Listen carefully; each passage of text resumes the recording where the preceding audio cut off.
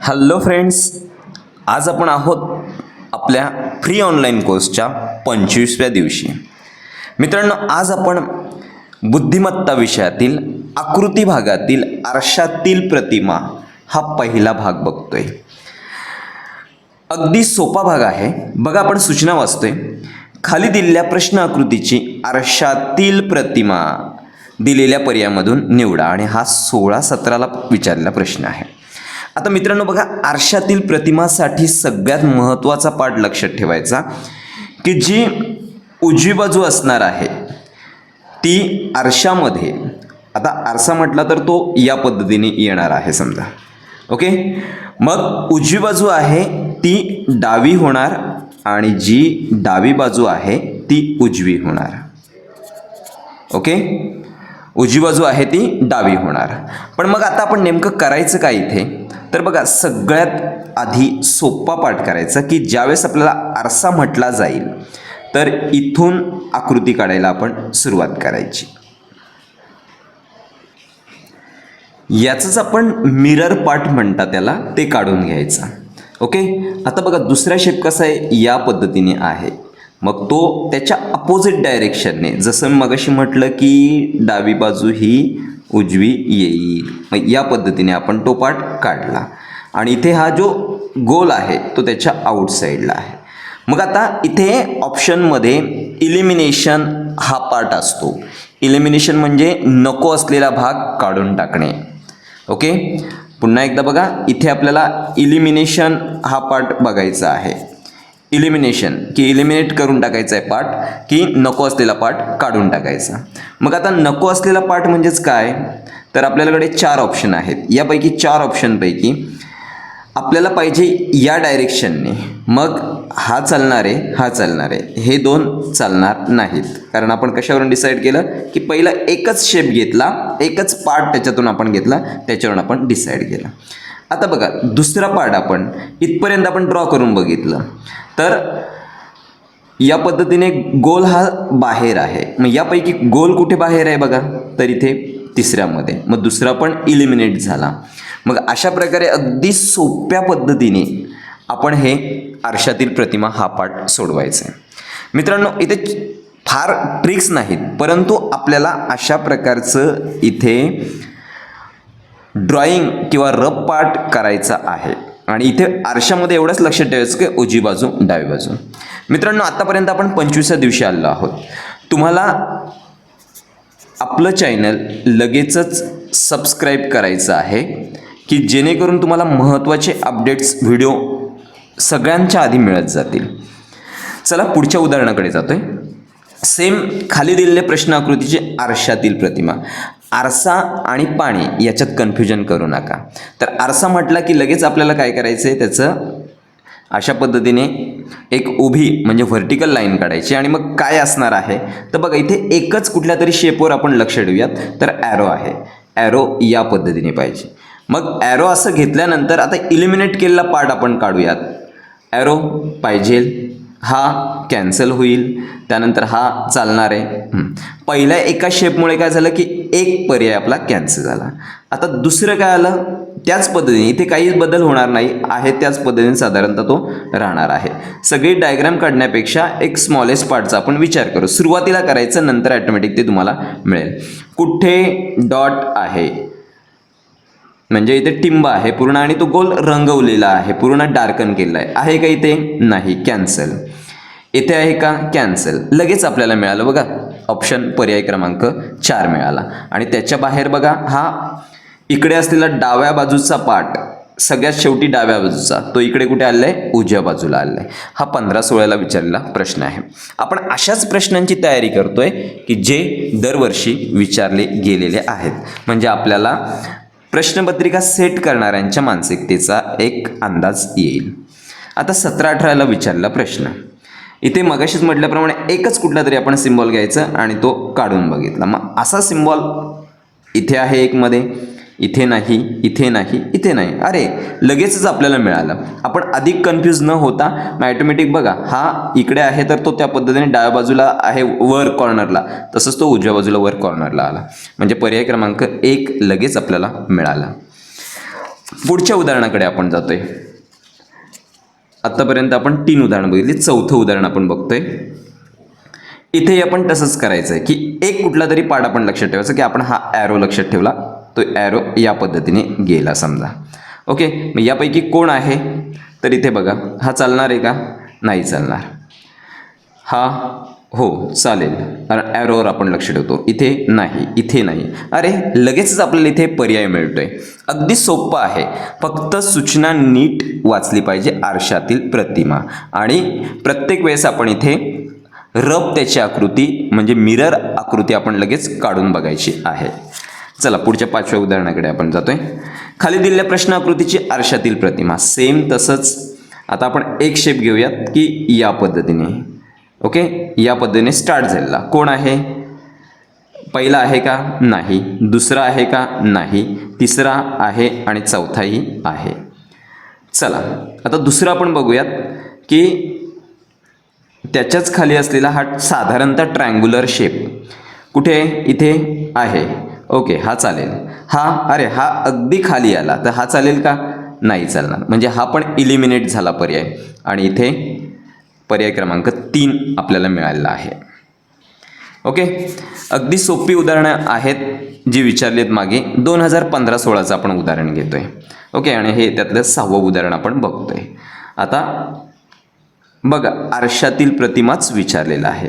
मग हाच पार्ट वर जाणारा ॲरो आणि तो लगेच त्याला लागून असणार आहे, लगेच लागून असणार आहे.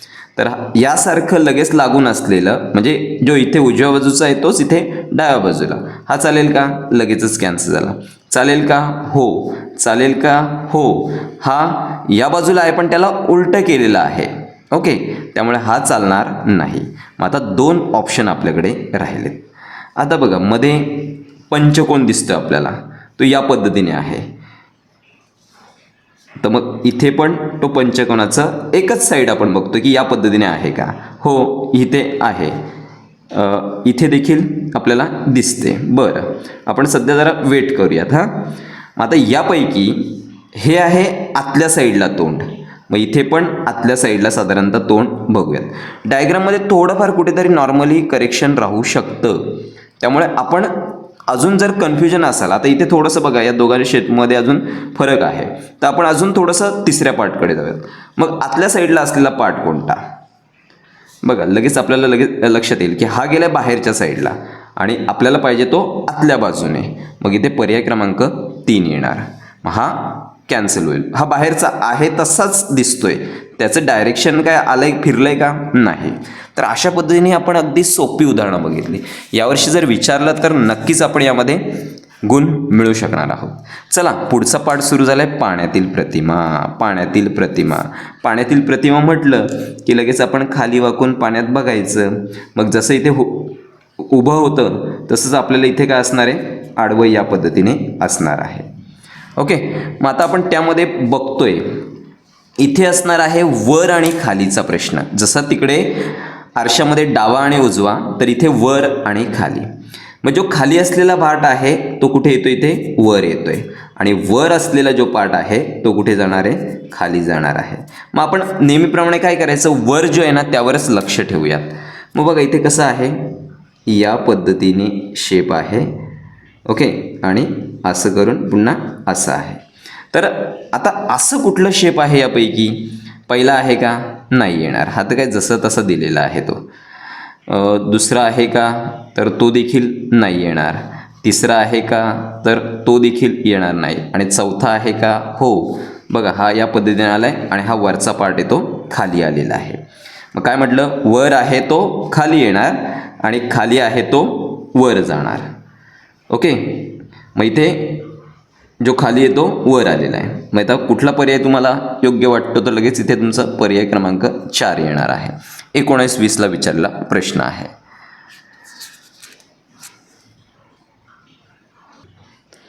चला वळूयात पुढच्या उदाहरणाकडे.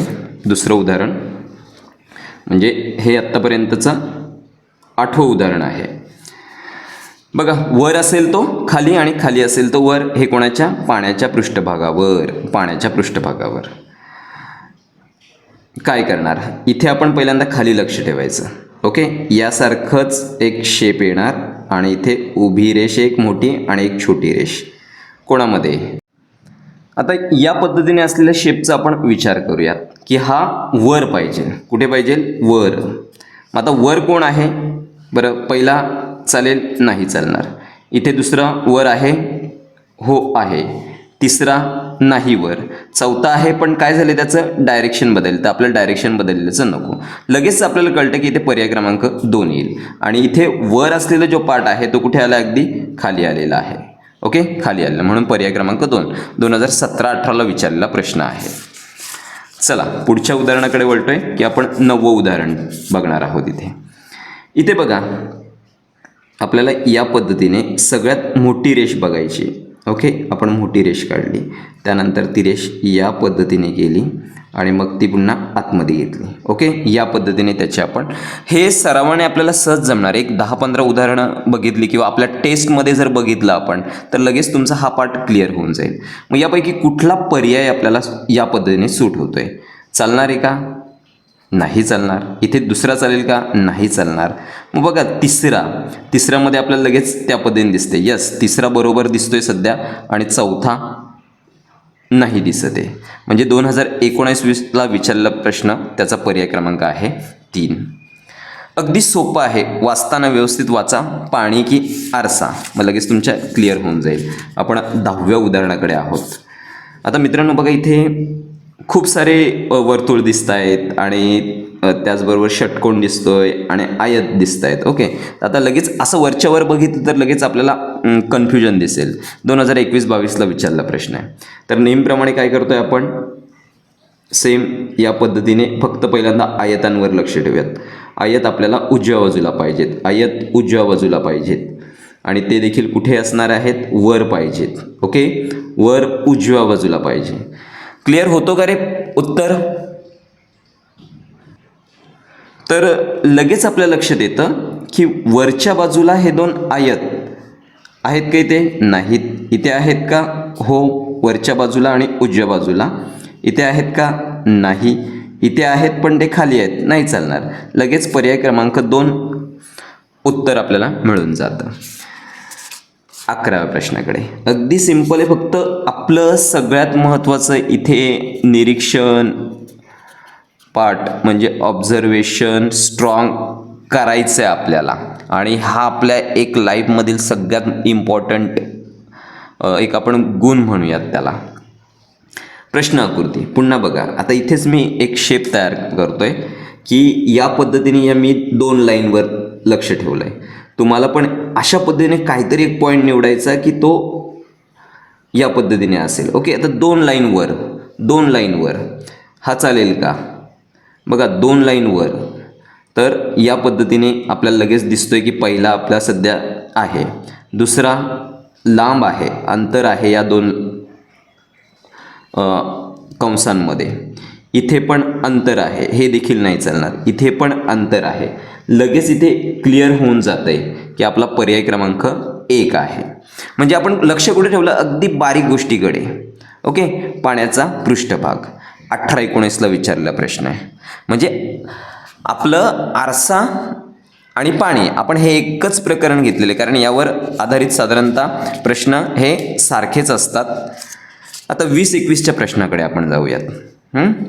लक्ष कुठे ठेवूयात तुम्ही आता सांगायला आपल्याला काही शक्य नाही. या इथे बघतोय आपण. इथे या पद्धतीने केलं आणि हे असं आलं. आता वरचा पार्ट आपल्याला या पद्धतीने मिळाला पाहिजे. वरचा कोणकोण शर्यत इथे? हा चला बाहेर पडला. 1 आहे, 2 आहे आणि 3ही आहेत. चला आता त्याला लागून आहे इथे डार्कन केलेलं. एक मी उभी लाईन मारतोय आणि हा जो गोल आहे रंगवलेला हा मी इथे खाली घेतोय.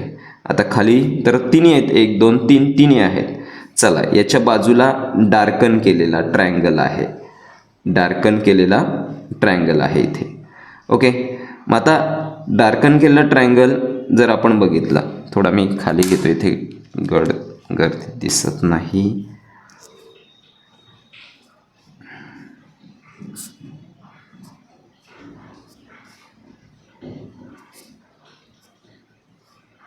आणि या पद्धतीने डार्कन केलेलं आहे साधारणतः. मग आता आपण यापैकी कोणाला ॲक्सेप्ट करणार आहोत, कोणाला ॲक्सेप्ट करणार आहोत?